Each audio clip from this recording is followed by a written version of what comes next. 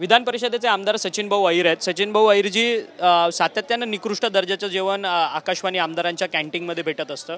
ही पहिली तक्रार नाही, यावेळेस देखील अनेक तक्रार झाल्यात, परंतु संजय गायकवाड यांनी त्यांचा संयमाचा बांध फुटला आणि त्यांनी कॅन्टीन चालकाला मारहाण केली। ही पद्धत त्यांची अयोग्य आहे, मुद्दा रास्त आहे। या अगोदर देखील अशा वारंवार तक्रारी लोकप्रतिनिधी करतायत, पण आता तक्रारी करून निर्णय होत नसेल तर मग आता सर्वच विषय बाबतीत जर अशी भूमिका जर घ्यायला लागलेत तर आता पुढे कार्यकर्त्यांनी काय आदर्श घ्यायचा यांच्याकडे। म्हणून तर मी आता राज्य सरकारला मागणी करणार आहे की आता संजयजींचा एक नवीन कलात्मक गुण पण देखील आपल्याला लक्षात आलेला आहे। त्यांना राज्य सरकारने बॉक्सिंगचा ब्रँड ॲम्बॅसेडर बनवून नवीन ड्रेस कोड सकट रिंगमध्ये पाठवावं। नक्कीच आपल्याला पारितोषिक मिळाल्याशिवाय राहणार नाही। ही गोष्ट जरी देखील त्यांची मी म्हटल्याप्रमाणे रास्ता त्या हाऊस चालू होता, हाऊसमध्ये बोलू शकले असते। आणि इकडेच नाही, नागपूरमध्ये पण ज्यावेळी अशा घटना घडल्या लोकांनी तक्रार केली आणि त्याच्यासाठी आर समिती आहे।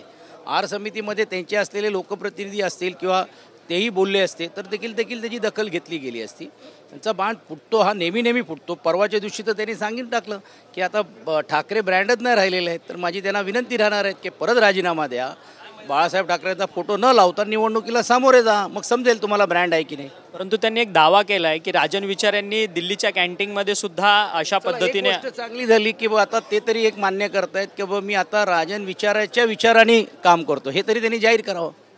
आज गिरणी कामगारांचा मोर्चा आहे। खरं तर गिरणी कामगारांच्या अनेक वर्षांपासून प्रलंबित मागण्या आहे की मुंबईमध्ये हक्काचं घर मिळालं पाहिजे। चालता पण मुख्यमंत्र्यांकडे ज्यावेळी पायऱ्यावरती मी अजय चौधरीजी विरोधी पक्षनेते आणि सर्व आमदार आम्ही आंदोलन करत होतो, सांगितलं की साहेब तुम्ही बैठक लावली पाहिजे, कारण ह्याला टाळून चालणार नाही। काही 2-3 संघटनांनी फक्त निवेदन दिले आणि तुम्ही त्यांना भेटता आणि बाकीच्यांना भेटत नाही, असा एक गैरसमज तुमच्या बाबतीत पण होता कामा नये। म्हणून मी विनंती केली आता त्यांना की मुंबई शहरामध्ये घरं कसे मिळू शकतात, कसे देऊ शकतात हे आम्ही दाखवतो ना। म्हणजे सॉल्ट प्लॅन्ट लँडची जमीन तुम्ही धारावीकरांसाठी देताय, मदर डेअरीची जमीन तुम्ही देताय, NTZ तुम्ही ओपन अप करताय। आम्ही सांगतो तुम्हाला कशी मुंबई घरामध्ये देतात। NTCमध्ये केंद्रामध्ये आपलं सरकार आहे, राज्य सरकार इकडे आहे, NTCतल्या ज्या जमीन आहे त्यातून मिळणारा जो हिस्सा आहे त्यात आपण घरं बनवू शकतो। बोरोलीमध्ये देखील खटाव मिलची जमीन आता ही MMRDने घेतली होती, आता लक्षात आलं की तेही अडाणीला तुम्ही देताय, त्यातला काही हिस्सा तुम्ही त्याला देऊ शकला असता। ह्याचा अर्थच असं की मुंबईमध्ये जागा आहे। काल परवा तुम्ही एका लक्षवेधीमध्ये तुम्ही पाहिलं असेल की 300 एकर भरणी करून एका बिल्डरला NOC देण्याचं काम केलेलं आहे। मग 300 एकर मुंबईमध्ये भरणी करून घेऊन तिकडे तुम्ही परवानगी देता, मग गिरणी कामगारांना 10 एकर 20 एकर 25 एकर का देऊ शकत नाही।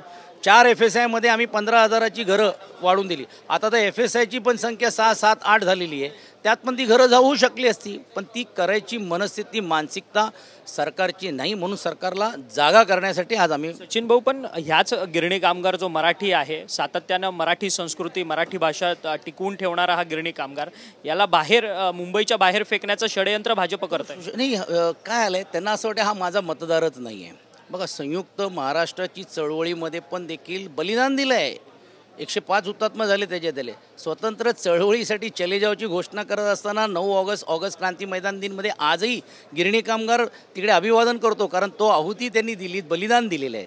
म्हणजे हा जो त्याग तुमचा तुम्ही बघणार आहात की नाही। आता मुंबईचं स्वरूप बदलत चाललेलं आहे, मुंबईमध्ये मोठे मोठे बिल्डिंग्स यायला लागले, मॉल यायला लागले। कदाचित त्यांना असं वाटत होतं का हा आपलं मतदारच नाही आहे, ह्याला परत इकडे आणून घेऊन आपण हे मतदानाची संख्या का वाढवावी म्हणून बाहेरच ठेवून दिलेलं काय वाईट, पण हे त्यांच्या लक्षात येत नाही। ही ग्रामीण भागातली आहेत, या राज्यामध्ये काम करणारे कष्ट करणारे मुंबई शहराला दळणघडणमध्ये वाढ देणारे लोक आहेत। जसं आम्ही विचार केला होता तसं सरकारने विचार करणं गरजेचं आहे। धन्यवाद, तुम्ही आमच्याशी बातचीत केली। खरं तर गिरणी कामगारांना मुंबईच्या बाहेर फेकण्याचं काम जे आहे ते सत्ताधारी पक्षातलीच लोक करतात आहेत, असा थेट हल्लाबोल जो आहे तो आमदार सचिन अहिर यांनी आपल्याशी बोलताना व्यक्त केलेला आहे। व्हिडिओ जर्नलिस्ट कमलेश अक्षय मंकणी, TVN मराठी, मुंबई।